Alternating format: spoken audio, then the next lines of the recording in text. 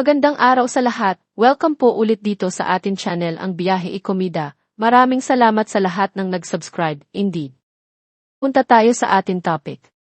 Kailin Alcantara, Kubhi paras magkasamang magdiriwang ng Pasko. Nagbigay na ng Christmas gift sina Kailin at Kubhi sa isa't isa. Ibinahagi ni Kailin Alcantara na siya ang unang nagpakilala sa kanyang rumored boyfriend na si Kubhi para sa kanyang mga magulang na sina Butch at Rowena Alcantara.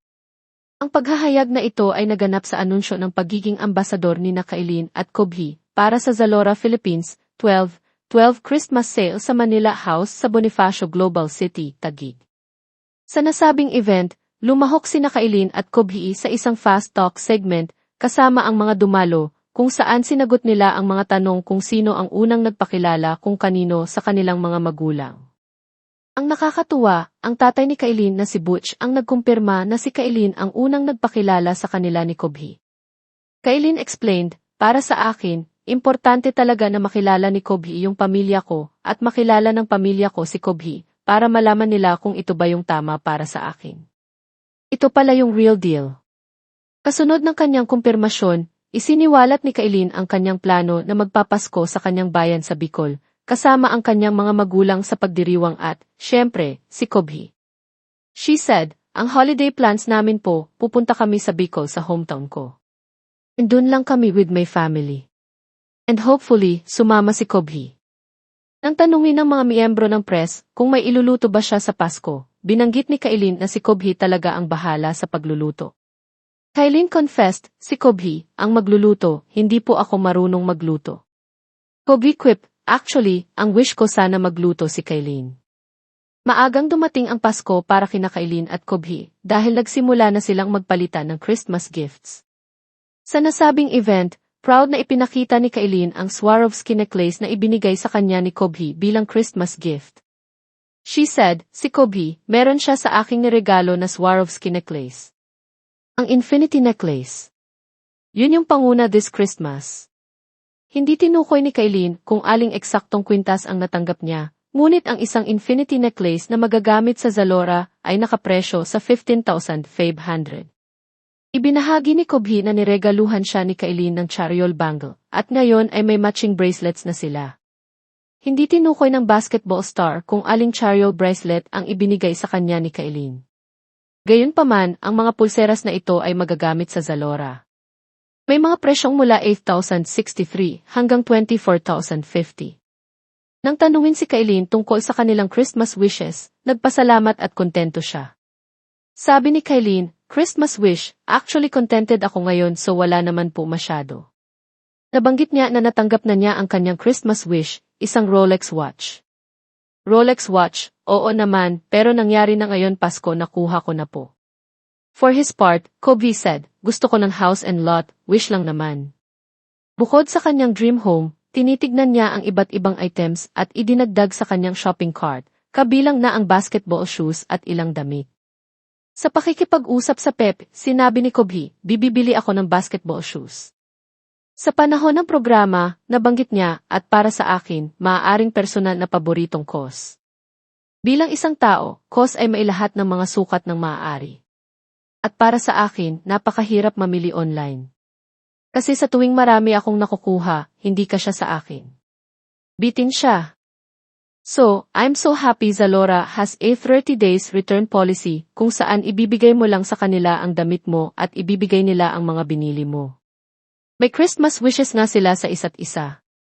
Higit pa sa material na bagay, wish ni Kailin na gumaling si Kobe at matupad ang kanyang mga pangarap.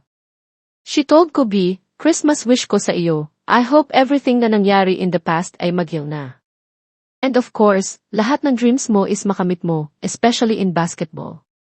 Samantala, wish naman ni Kubhi na mabuhos ng blessing si Kailin at magkaroon ng mas maraming work opportunities sa darating na taon. Kubhi shared, Christmas wish ko for Kay is for her to be healthy. At para magkaroon ng mas maraming trabaho. GMA, mas marami pang trabaho. Yun lang. Paano naman ang kanilang Christmas wishes para sa kanilang pamilya? Sagot ni Kailin, sapatos para may papa. Sabi ni Mama, gusto niya ng jewelry so why not? And yung mga kapatid ko, sapatos also. Samantala, sinabi ni Kobe, "For me naman, my mom's in Europe right now kaya hindi ko siya mabibigyan ng Christmas gift. Pero para sa tatay ko, bibigyan ko siya ng mga inumin dahil alam kong mahal niya ang mga inumin niya. At para sa kuya ko naman, malamang ilang damit pag nakaistilong lalaki siya." Samantala, nagpasalamat naman sina Kailin at Kobe kay Zalora sa pagpili sa kanila bilang ambasador. Kobe, kapansin-pansin, ang naging shopping app, unang lalaki ambasador. Anya, na-overwhelm ako, sa totoo lang. Ako yata ang unang lalaki na naging bahagi ng pamilya Zalora. Ito ay noong panahon ng COVID para sa may H&M shoot. Kaya feeling ko super honored at blessed. Kaya sa pamilya Zalora, gusto kong magpasalamat sa inyo dahil kami ni Kailin ang inyong mga endorser ngayong Pasko. Natutuwa si Kailin na in-endorse ang isang brand na medyo matagal nang naugnay sa idol niyang si Heart Evangelista. She said, "Ako po, sobrang saya ko po kasi, 8 Heart is part of this brand and I'm such a huge fan of Ate Heart. Mahal na mahal ko siya. Mahilig ako sa style niya. Mahal ko ang personality niya. Kaya isa na kaming malaking pamilya ngayon." Dumalo sa launching ang mga executives ni Zalora, kabilang sina Commercial Director Charles Plumley, CEO, Ashish Midha, at Marketing Director Chris Tan.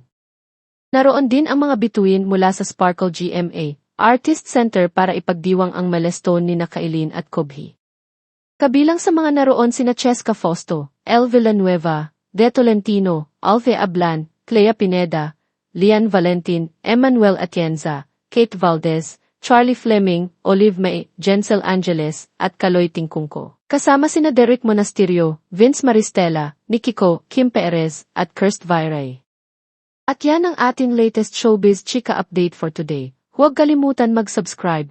Click the notification bell for more showbiz chika updates. Like and share the video at pakisuportahan po ang ating Facebook page. Maraming salamat sa lahat ng nag-subscribe, indeed. Magandang buhay sa lahat, paalam.